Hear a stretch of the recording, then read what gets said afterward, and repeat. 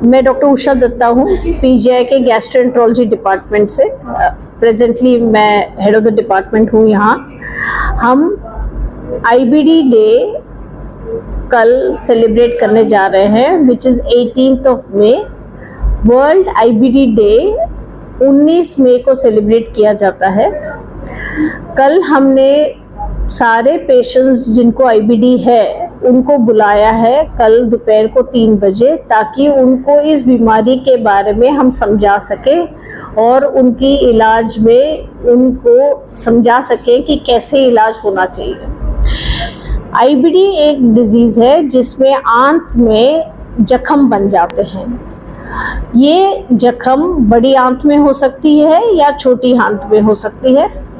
बड़ी आंत में जब ये जख्म होती है तब हम इसको आमतौर पे अल्सरेटिव कोलाइटिस कहते हैं। उसमें खूनी दस्त होता है मरीजों को और थोड़ी चिकनाहट आती है स्टूल में। इसके अलावा जब छोटी आंत में ऐसा जख्म बनता है, मरीज को दर्द होता है, दस्त होता है और कभी कभी ये रास्ते में रुकावट आता है छोटी आंत में, जिसके वजह से मरीज को दर्द और उल्टियाँ भी हो सकती है।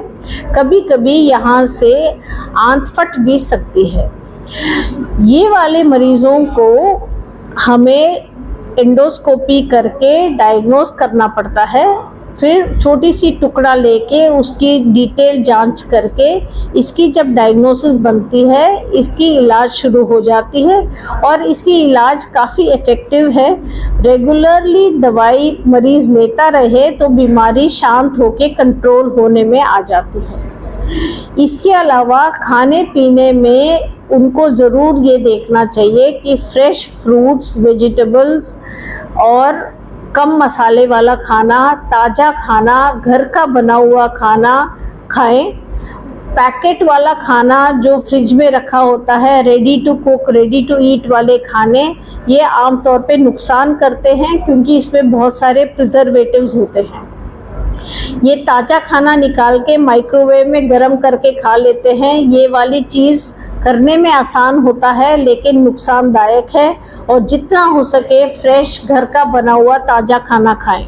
ये वाली बीमारी का कारण ये है कि जिनकी इम्यून सिस्टम बाहर की बैक्टीरिया और टॉक्सिन्स के साथ रिएक्ट करती है और इन्फ्लेमेशन करती है, तब जाके ये इंटेस्टाइन में इन्फ्लेमेशन होता है। आमतौर में इनके इंटेस्टाइन में जो बैक्टीरिया की कॉम्बिनेशन है वो सही तरीके की नहीं होती है। इसको हम कहते हैं डिसबायोसिस, माने अंदर आंत की जो संतुलन है वो बिगड़ी हुई होती है और आंत की जो लाइनिंग है वो लीकी होती है। तो ये जब लीकी लाइनिंग होती है और बिगड़ी हुई संतुलन है तो बाहर की बैक्टीरिया, टॉक्सिन सारी सिस्टम के अंदर चली जाती है और फिर उसमें अंदर जख्म करने लग जाती है। जख्म की वजह से दस्त और खून आता है स्टूल में। इसको ठीक करने के लिए हमें 3-4 तरीके से ठीक करना होता है। सबसे पहले मरीज़ को बीमारी के बारे में समझ आ जाती है तो उसकी स्ट्रेस कम हो जाती है। स्ट्रेस कम हो जाती है तो हीलिंग शुरू होती है। दूसरी बात है, दवाइयाँ हमें मुंह से गोली देते हैं और नीचे एनिमा के तरीके से भी दवाई दी जाती है ताकि आंत की इन्फ्लेमेशन को हम कंट्रोल करें।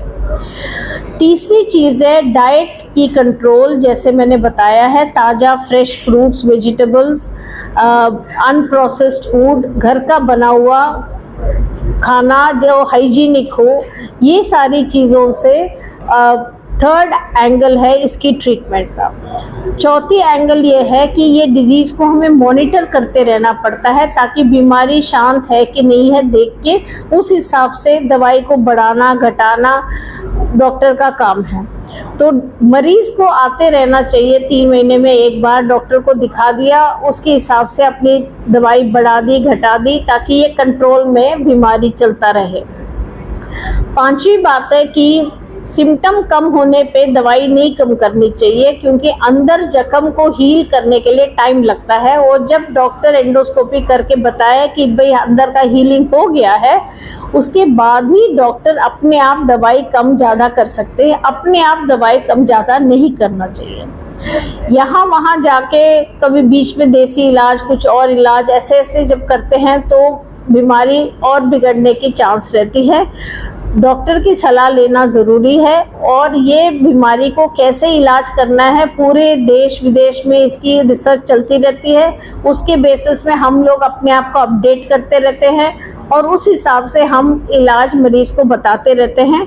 और आम तौर पे 80-90% पेशेंट्स को आसानी से हम डिजीज़ को कंट्रोल में ला सकते हैं। सिम्टम्स क्या है इसके? सिम्टम्स है खूनी दस्त, अल्सरेटिव कोलाइटिस में डायरिया हो जाता है, उस पे खून आ जाता है स्टूल में, क्योंकि आंत में जख्म होती है वहाँ से खून चलने लगता है, तो खूनी दस्त, म्यूकस स्टूल में आ जाता है। ये 4 हफ्ते से ज़्यादा चल रहा हो तो ज़रूर डॉक्टर को दिखाएं। दूसरा है क्रोन्स डिजीज़, जिसमें पेट में दर्द हो जाता है, दस्त हो जाता है और कभी कभी आंत में रुकावट भी आ जाती है। तो ये सारे कंडीशंस को हम क्रोन्स डिजीज़ कहते हैं। उसको टीबी से हमें अलग करना पड़ता है और ये जो अल्सरेटिव कोलाइटिस है उसको हमें बाकी इन्फेक्शन से अलग करना पड़ता है। और कोई पर्टिकुलर एज ग्रुप है जिसमें ये ज़्यादा पाई जा रही है? ये करीबन 20 साल से 40 साल की उम्र तक सबसे ज़्यादा इसको देखा जाता है।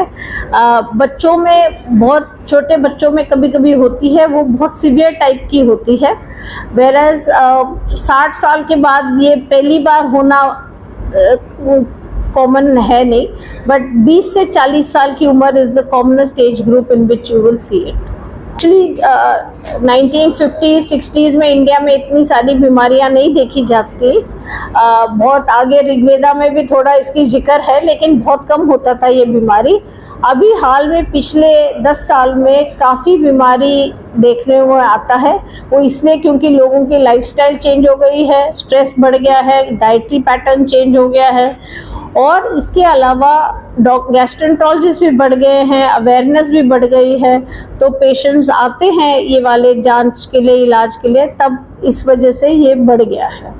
कॉम्प्लिकेशंस ये हो सकता है कि पेशेंट्स में खून निकलता रहता है तो हीमोग्लोबिन कम हो सकता है, अब्जॉर्प्शन पूरी नहीं हो रही है इसलिए बोन वीक हो सकता है।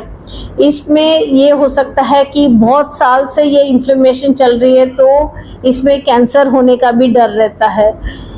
दूसरी बात है कि इसमें आंत में रुकावट आ सकती है, उल्टी हो सकता है, ऑपरेशन की ज़रूरत पड़ सकती है, आंत फट सकता है, आंत के चारों ओर इन्फेक्शन हो सकती है, तो और खाना पीना जो खा रहे हैं वो अंदर शरीर में पच नहीं रहा है, तो इन चीज़ों से भी मुश्किल हो सकती है। ये वाली बीमारी कैंसर की तरह इतना डेंजरस नहीं है, ये सिंपल बीमारी है जो आसानी से डायग्नोज करके इसको ट्रीट करो तो डिजीज़ कंट्रोल में रहेगा। बहुत साल ये बीमारी चलती रही, 10 साल अनकंट्रोल्ड, तब इसमें कैंसर होने की रिस्क रहती है। सर्जरी हम थोड़े मरीजों में हम एडवोकेट करते हैं। एक, जब आंत बिल्कुल जवाब दे देती है, आंत फूल जाती है, फटने के स्टेज में आ जाती है, उसको कहते हैं टॉक्सिक मेगाकोलोन।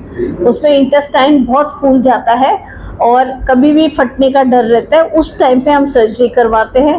दूसरा है जब मरीज़ का इंटेस्टाइन में बहुत इन्फ्लेमेशन है, दवाई से अच्छी तरह कंट्रोल नहीं हो रही है, हमें दवाई बढ़ाते जाना पड़ रहा है, क्योंकि हर एक दवाई की अपनी भी साइड इफ़ेक्ट होती है, तब वो वाली स्टेज में तब कभी कभी हम इंटेस्टाइन को निकालने के लिए एडवोकेट करते हैं सर्जिकली। तीसरी बात है क्रोन्स डिजीज़ में जब आंत में रुकावट हो जाती है, हम एंडोस्कोप के ज़रिए से बलून से खोलते हैं रास्ता, लेकिन वो कभी नहीं खोल पाते हैं, तो फिर हम सर्जरी से वो रास्ते को छोटा सर्जरी करके, वो ऑपरेशन करके वो वाला हिस्सा को निकालते हैं। जिन लोगों को ये आईबीडी हो जाता है तो उनका जो रूटीन का दिनचर्या होता है वो क्या उसमें इफेक्ट पड़ता है? हाँ, बिल्कुल उनका दिनचर्या में अफेक्ट करता है, उनका क्वालिटी ऑफ लाइफ अफेक्ट करता है। डिजीज़ एक्टिव है तो उनका क्वालिटी ऑफ लाइफ कम होता है, इसीलिए डिजीज़ को कंट्रोल करना बहुत ज़रूरी है। उनका खाना पीना, उनको बाहर जाना आना मुश्किल होता है क्योंकि उनकी स्टूल की फ्रीक्वेंसी ज़्यादा होती है और स्टूल की जब अर्ज आती है वो एकदम रोक नहीं पाते हैं।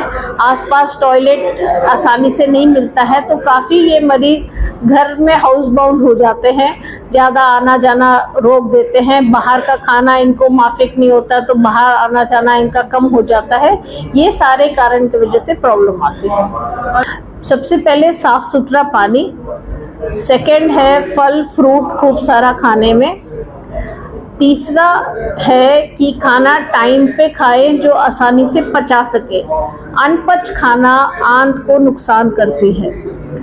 चौथी बात है दर्द की गोलियां ना खाते रहें। पांचवी बात है बाहर का खाना अवॉइड करें, घर का साफ सुथरा ताज़ा खाना खाएं। तेल कम करके खाएं और जो तेल ले वो बिल्कुल अच्छी वाली तेल थोड़ी मात्रा में ले, जैसे मैंने बताया घी या तिल का तेल या मूंगफली का तेल या राइस ब्रान ऑयल, सिंपल तेल ले और थोड़ी मात्रा में ले। और एक है कि स्ट्रेस अवॉइड करें, क्योंकि स्ट्रेस से इंटेस्टाइन की जो फंक्शन है वो गड़बड़ हो जाती है। तो स्ट्रेस को जितना हो सके योगा, प्राणायाम, एक्सरसाइज और अपने फैमिली के साथ अच्छा टाइम बिता के अपना स्ट्रेस लेवल को कम रखें।